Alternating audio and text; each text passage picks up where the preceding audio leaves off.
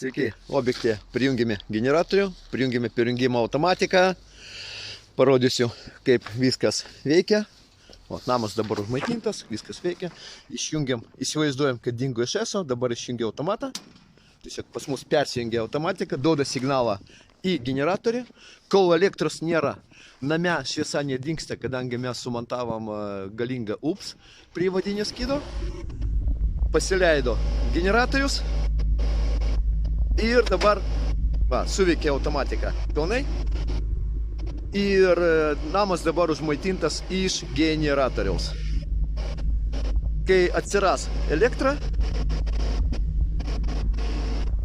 iš ESO, tai po kažkiek minučių persijungia viskas į ESO, automatiškai užgesinamas generatorius ir žmogus toliau naudojasi elektrą iš ESO. Baką užtenka, iki pusės dienos gali užtekti laisvai. Viskas priklauso nuo apkrovimo. Tai vat, taip.